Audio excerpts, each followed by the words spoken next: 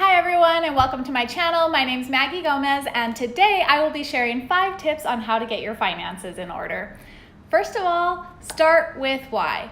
Why is it so important to you to get your finances in order? Going through this process will really help you when it comes to sticking to the steps all the way through and just doing the work, because it does take time. So writing down your why physically, whether it's typing it out or just writing it down pen and paper, do that first before you go into the following steps. But after you write out your why, then I would go in and list your goals out, your financial goals, your life goals, whatever those may be, but start long term and then work your way backwards. So I like to start 10 years out and just let your imagination go. Feel what your life would be, or your ideal life would be like 10 years from now. Write it out, go big. Don't limit yourself and just put those thoughts on paper.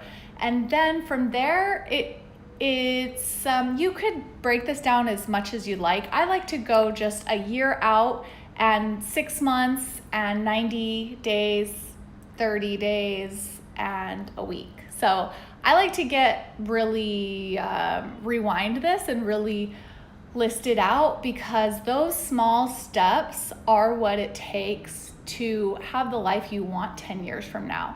And I could say this because 10 years ago I did all of this, and today I feel like I'm living the life that I want, and I'm very passionate about finance, so I'm here to help you along this journey. So number 2, that is to write out your goals. And then the third step is gonna be a bit more work. You're gonna actually list out your inflows and your outflows. So write down your income. If it varies for you from paycheck to paycheck, just write down what's most expected, and if anything, underestimate versus overestimate, just so you have more money at the end of the month versus less. So write down your inflows and then write down all of your outflows. So start with your fixed expenses, your rent or mortgage, your car, phone, all that stuff, all of your bills. Try to get as accurate as you can on your for fun stuff, your entertainment, your eating out, your drinking, your movies, whatever it is that you like to do that you spend money on. Target, write it down so that it's there. Go through bank statements if you need to, or use some software to help you with this. But just for starting out, you could just write it all out just from the top of your mind, what you really think it is. And then step number 4 is going to be review what it is that you just wrote down. So see if you have extra money at the end of the month, or if you don't. And if you have extra money, this is great. And what you're gonna do is move that money every paycheck into an account that's dedicated towards your goals, that you could apply towards your goals later. So say you have an extra $400 a month after you've calculated what you need to spend money on.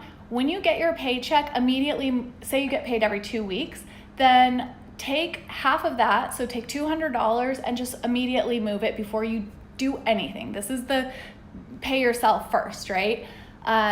Move that over so that you can apply it towards what you actually want to be spending money on later.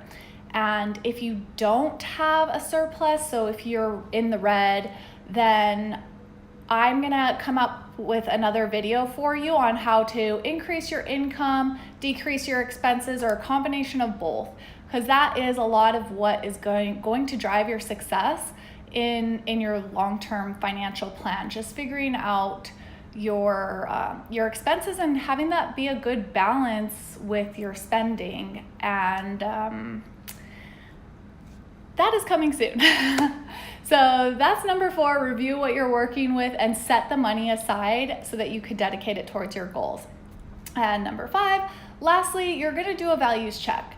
And here's where I think people get really frustrated with their finances, because they are spending money in ways that don't really add value and joy to their life, and it causes friction.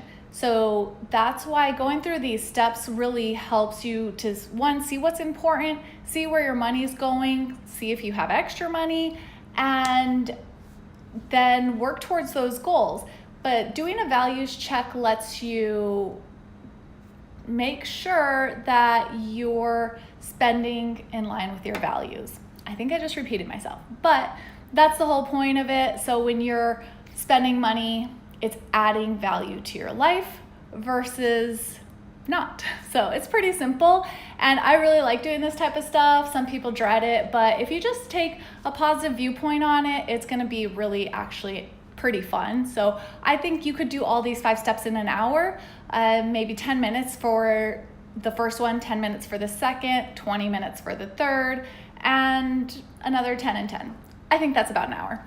So tune in, subscribe. This is my first video. I'm going to be posting more on a consistent basis. So just let me know in the comments below if this is helpful and what other financial questions you have, and I'd be happy to help.